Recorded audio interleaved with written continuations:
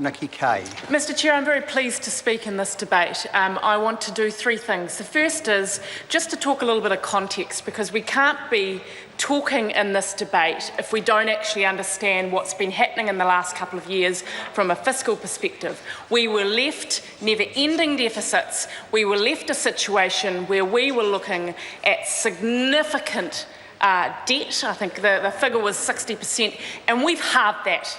So for anyone listening to this debate, you need to stand here and understand that both with the Canterbury earthquakes and the projections that were given to us as a government, we have halved that debt, those projections. But what we need to also do in this debate is talk about some of the decisions that the government has made that has meant that the economy is heading in the right direction.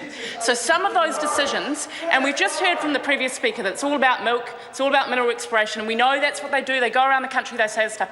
What about, Mr Speaker, the $326 million spent, of which a number of that was in train in the last financial year, on national science challenges?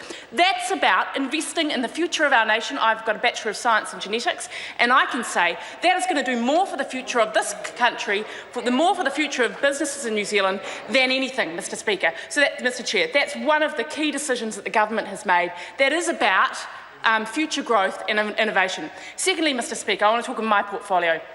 ACC, we were handed a $4.8 billion hole by the last Labor government, and we have to talk about some of the decisions that have been made in the last couple of years around that, up to 30th of June.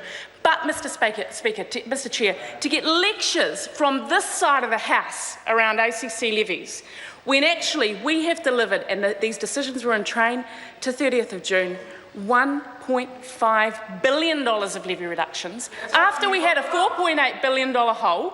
And some of that is really around the work account, but also around the motor vehicle account. And what that means is small businesses are better off under national.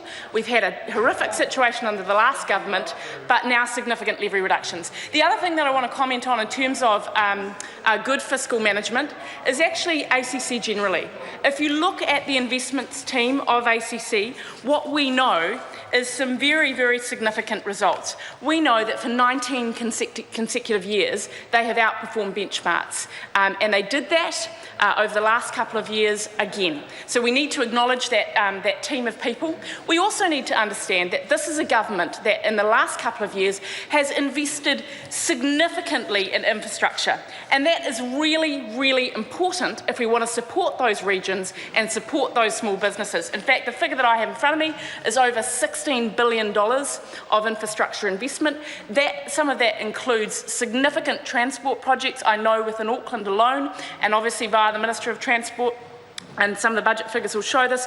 We've seen projects that have been in train, including projects like the Victoria Park Tunnel, projects like Waterview. All of these projects are incredibly important for a city like Auckland and important for growth. So this is a very busy government that has taken and done almost the impossible. A country that was staring down the barrel of a decade of deficits has halved what the projections were around debt.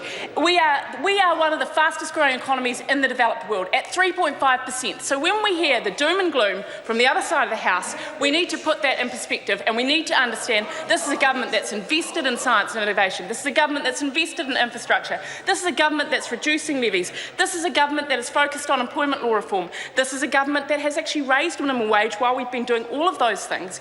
So we are heading in the right direction, and all of those people watching the House today, I hope that they can see that there are a number of initiatives that have happened in the last year that are absolutely focused on building a stronger nation and a stronger economy, and the small businesses and the many workers of New Zealand will be far better off as a result. I call Andrew Bailey.